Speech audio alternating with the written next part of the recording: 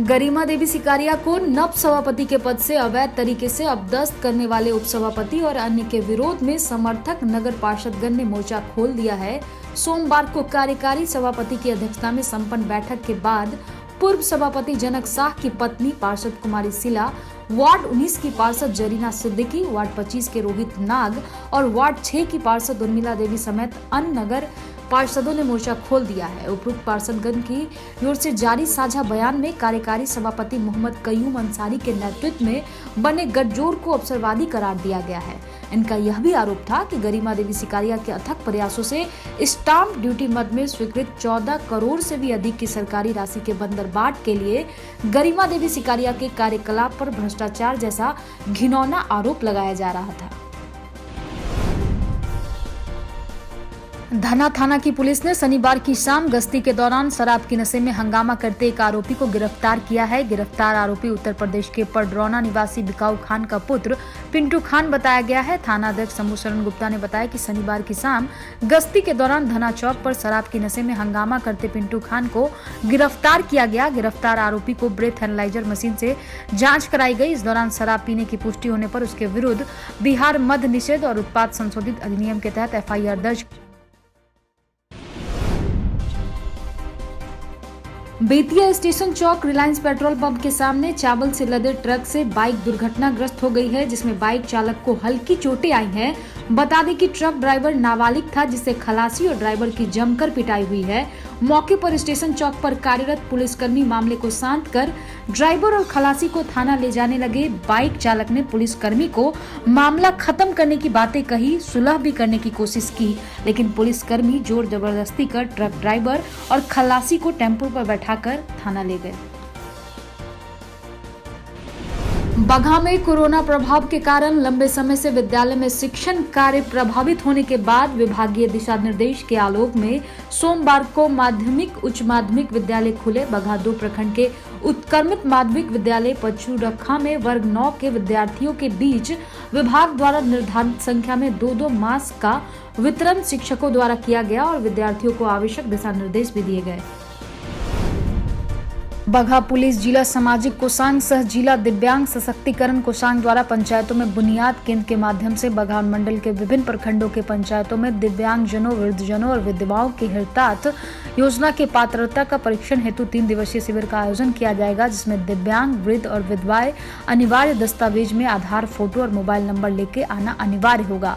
जिला सामाजिक कोषांग सह जिला दिव्यांग सशक्तिकरण कोषांग के अरविंद कुमार ने बताया कि रविवार के दिन अनुमंडल कार्यालय के बाहर जिला सामाजिक कोषांग सह जिला दिव्यांग सशक्तिकरण कोषांग द्वारा बगहा मंडल के पंचायतों में बुनियाद केंद्र के माध्यम से दिव्यांगजनों, वृद्धजनों और विधवाओं के हितार्थ योजना के पात्रता का परीक्षण हेतु 3 दिवसीय शिविर के प्रचार प्रसार हेतु बैनर लगाया गया, ताकि बगहा एसडीएम शेखर आनंद भैरवगंज के ग्रामीण इलाकों में 40 कुष्ठ रोगियों के परिवार के बीच कंबल का वितरण किया। एसडीएम ने बताया कि गरीब असहाय जरूरतमंद लोगों के बीच ठंड को देखते हुए वितरण किया गया है। उन्होंने बताया कि इन गरीब असहाय लोगों के बीच सरकार के द्वारा जो कंबल मिला था उसका वितरण किया गया है। सरकार का उद्देश्य है कि गरीब असहाय लोग ठंड से नहीं मरे। इसको लेकर सरकार ने सभी प्रखंडों में कंबल वितरण करने का आदेश जारी किया है।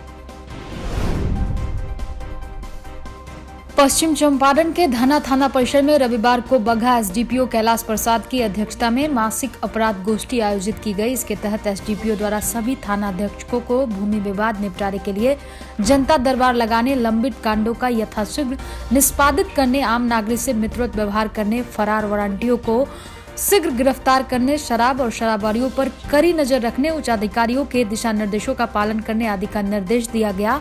उन्होंने थाना अध्यक्षों से बताया कि वाहन जांच के दौरान ऐसी सभी गतिविधियों पर ध्यान रखें जिससे किसी प्रकार की आपराधिक घटनाओं का अंजाम देने में अपराधी सफल नहीं हो सके। एसडीपीओ ने बताया कि पारदर्शिता के लिए अब सभी थाने में दर्पण सॉफ्टवेयर के माध्यम से कार्य किए जा रहे हैं। इसके तहत आवेदक द्वारा दिए गए आवेदन और उस पर की गई कार्यवाही सभी ऑनलाइन अपडेट रहेगा। इस गोष्ठी में धना, बगहा, वाल्मीकि नगर के इंस्पेक्टर के अलावा चौतरपा थाना अध्यक्ष विनय मिश्र, भिथा थाना अध्यक्ष मनोरंजन चौधरी, नदी थाना अध्यक्ष राजीव रंजन सिन्हा समेत बगहा, पिपरारसी, पटखौली, सेमरा, वाल्मीकि नगर, गोवर्धना, भैरवगंज समेत अन्य थाना अध्यक्ष उपस्थित रहे। आज की इस बैठक का उद्देश्य ये मासिक अपराध गोष्ठी मेरे द्वारा थाना पर किया गया। और इसमें अपराध की समीक्षा की गई। थाना क्षेत्र में जो भूमि विवाद है और मंडल क्षेत्र में जो भूमि विवाद है उन पर थाना अध्यक्ष और सीईओ के द्वारा जनता दरबार करके निपटान किया जा रहा है कि नहीं, इसकी समीक्षा की गई। थाना में अमन चैन बना रहे, शांति बनी रहे, इसकी समीक्षा की गई और आवश्यक आदेश दिए गए। वरीय पदाधिकारी की जो चिट्ठियां आती हैं और उसको निष्पादित करना होता है उस पर आदेशित किया गया और त्वरित गति से कार्रवाई हो थाना के स्तर से, पुलिस के स्तर से, इस पर निर्देश दिया गया। एक दर्पण सॉफ्टवेयर विकसित किया गया है पुलिस मुख्यालय द्वारा। ऐसे समझिए कि थाना के जितने काम हैं वो अब ऑनलाइन किए जाएंगे, उस पर आदेशित किया गया और उसको त्वरित गति से काम पूरा हो इसके लिए भी मॉनिटर किया गया। सांगो पांग हर बिंदु को टच करके और थाना अध्यक्ष इंस्पेक्टर लोगों को आदेशित किया गया। औरंगाबाद के बारून थाना क्षेत्र के खजूरी फार्म के समीप पेट्रोल पंप के पास से एक देसी पिस्टल के साथ एक युवक को बारून पुलिस ने गिरफ्तार किया है। आपको बता दूं कि पकड़े गए युवक की पहचान पररिया ग्राम निवासी आकाश कुमार के रूप में की गई है। मिली जानकारी के अनुसार शुक्रवार को थाना क्षेत्र के खजूरी फार्म स्थित इंडियन ऑयल के पेट्रोल पंप के पास कुछ युवक चार पहिया से सवार होकर हल्ला हंगामा कर रहे थे। वहीं पेट्रोल पंप के कर्मचारी के साथ गाली गलौज भी कर रहे थे, जिसकी सूचना बारून थाना को मिली। सूचना के आलोक में जैसे ही पुलिस पहुंची वैसे ही पुलिस को देखकर दो लोग फरार हो गए, लेकिन वहीं एक को बारून थाना गिरफ्तार कर लिया है। थाना अध्यक्ष राजकुमार ने बताया कि पकड़े गए युवक की पहचान पररिया के आकाश कुमार के रूप में हुई है। थाना अध्यक्ष ने बताया कि पेट्रोल पंप के कर्मियों के द्वारा सूचना मिली कि कुछ लोग शोरगुल कर रहे थे, जिसकी सूचना पर जाने के बाद एक को गिरफ्तार किया गया। जबकि उसकी तलाशी ली गई तो उसके पास से एक देसी पिस्टल भी पाई गई है। विश्व हिंदू परिषद बजरंग दल द्वारा राम मंदिर निर्माण निधि समर्पण अभियान को Guinness book of world record में दर्ज कराने की हेतु तैयारी। स्थानीय राम जानकी मंदिर बेतिया स्थित विश्व हिंदू परिषद बजरंग दल जिला कार्यालय पर विहिप बजरंग दल की बैठक हुई, जिसमें मुख्य रूप से राम मंदिर निर्माण हेतु निधि अभियान को सफल पूर्वक बनाने हेतु विहिप बजरंग दल के बजरंगियों ने हुंकार भरी। जिलाध्यक्ष नीरज कुमार ने बैठक को संबोधित करते हुए कहा कि राम मंदिर निर्माण आंदोलन में विहिप परिवार की अग्रणी भूमिका रही है और ये आंदोलन का अंतिम चरण चल रहा है। इस अभियान से जुड़ने का मतलब स्वर्ग में जाने का सीधा रास्ता है, अतः इस अभियान से जुड़ना हर हिंदू का परम कर्तव्य है। जिला मंत्री रमन गुप्ता ने बताया, आगामी 7 जनवरी को नगर के सरस्वती बालिका विद्यालय में राम मंदिर निर्माण समर्पण निधि अभियान के निमित्त बेतिया और बगहा के प्रमुख कार्यकर्ताओं की बैठक आहूत है, जिसमें विहिप के क्षेत्रीय मंत्री वीरेंद्र विमल जी एवं प्रांत मंत्री राजकिशोर जी का मार्गदर्शन मिलेगा। बैठक में विभाग मंत्री विनय कुमार, कोषाध्यक्ष सुजीत सोनी, राजू हिंदू, जिला संयोजक सहनगर अभियान प्रमुख सोनू कुमार, विकास सराफ जी।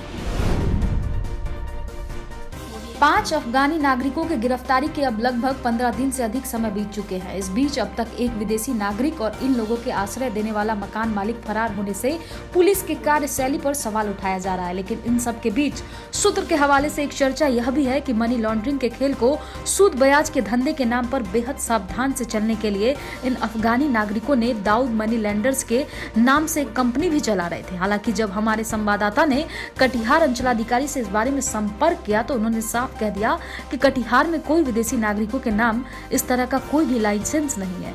अंचलाधिकारी ने साफ कहा कि इस तरह के लाइसेंस उनके स्तर पर बनाया जाता है, लेकिन कटिहार में सूद ब्याज के कार्य करने वाला है कोई लाइसेंस धारी है ना ही, यानी जो भी सूद ब्याज का धंधा इन लोगों के द्वारा चलाया जा रहा था वह पूरी तरह गैर कानूनी था।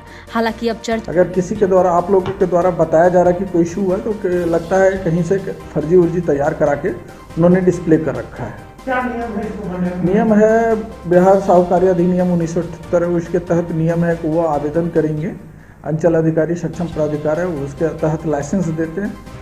तो लेकिन ऐसा कोई आवेदन अभी तक कोई प्राप्त नहीं हुआ है। मेरे का हम तो 4 महीना से तभी प्राप्त नहीं हुआ। जब अभिलेखों का अवलोकन किया गया उसमें पिछले 15-20 सालों से कोई आवेदन प्राप्त नहीं है। सर एक ऑफिस से लाइसेंस दिया जाता है तो ऐसी कोई बात नहीं है, कोई लाइसेंस नहीं है। अगर उनके द्वारा ये दिखाया जा रहा है तो जरूर उसके द्वारा कुछ फैब्रिकेटेड है।